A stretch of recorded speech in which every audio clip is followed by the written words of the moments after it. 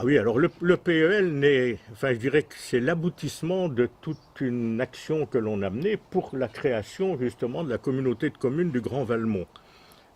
Sachant que on savait bien que politiquement on ne pourrait pas un jour ou l'autre échapper à la mise en place de grandes communautés, euh, j'avais toujours pensé qu'il y avait, avant d'entrer par exemple dans la grande communauté de communes de Pont-à-Mousson, nécessité les communes rurales de travailler ensemble pour faire valoir leurs spécificités.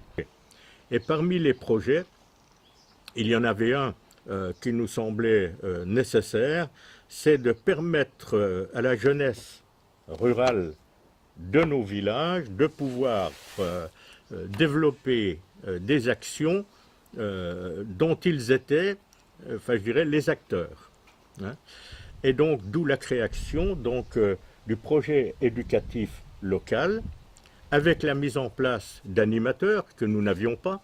Hein, il fut un temps où il n'y avait pas d'animateurs dans les villages, c'était que des bénévoles, etc. Donc, animateurs rémunérés, et avec des fonds mobilisés par les communes, les associations, le département, la région et la caisse d'allocation familiale. Et pour vous, ça sert à quoi?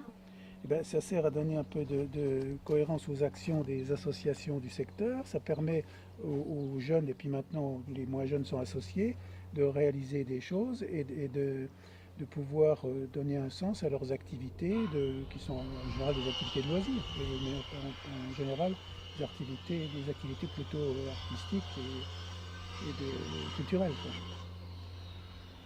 Bah, le PEL, en fait, on est un dispositif d'accompagnement pour les associations en milieu rural. Donc en fait, c'est les associations qui se regroupent sur un projet sur 12 communes. Et là, on travaille sur des actions socioculturelles, notamment sur l'enfance, sur la jeunesse et sur les familles.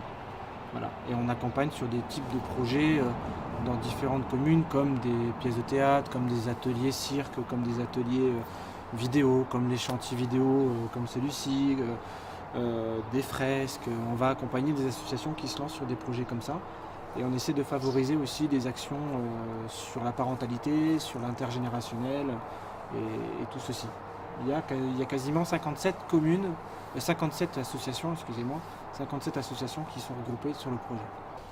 Mais si nous, les jeunes, on a des projets ou des activités, est-ce que l'APL peut nous aider à les réaliser? Ah oui, oui, vraiment, le PEL, il a aussi ce but-là, c'est de vous accompagner, vous les jeunes, dans vos projets. Donc vous avez juste à venir me téléphoner, m'envoyer un SMS ou directement sur la page Facebook du PEL.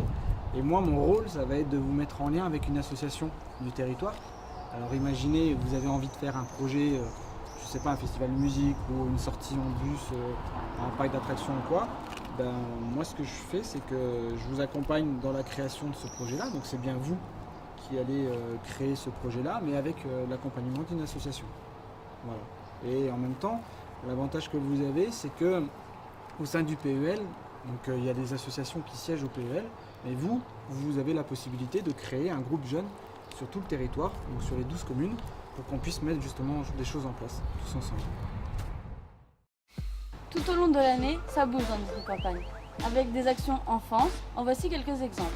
Le stage cirque de l'AFR de Loisy pour les 3-12 ans.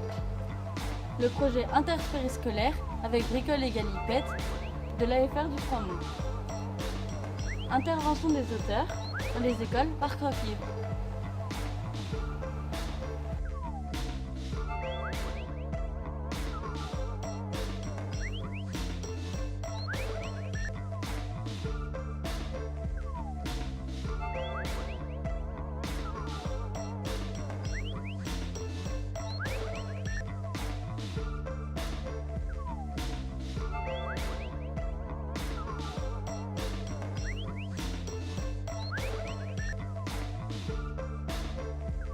Il y a également des actions jeunesse, comme par exemple la participation d'un groupe d'ados à un camp de ski, les chantiers loisirs sur des petites vacances et la mise en place d'ateliers musique avec le Carrefour des jeunes.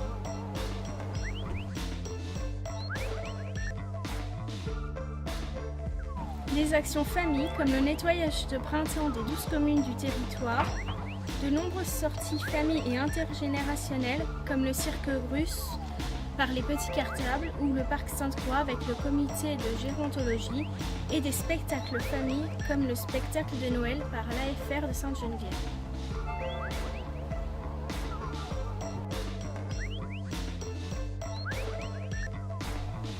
L'ensemble de ces actions ont un caractère intergénérationnel, mais nous trouvons des actions plus spécifiques comme le regroupement de théâtre intergénérationnel de juin 2012, la journée parchemin d'Autreville ou l'exposition du Salon des artistes.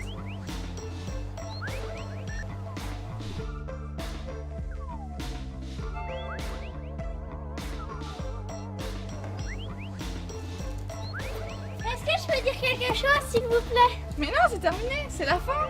Alors juste un dernier mot. Si vous voulez vous aussi bouger dans votre campagne, contactez votre association de village ou participez aux différentes activités du territoire.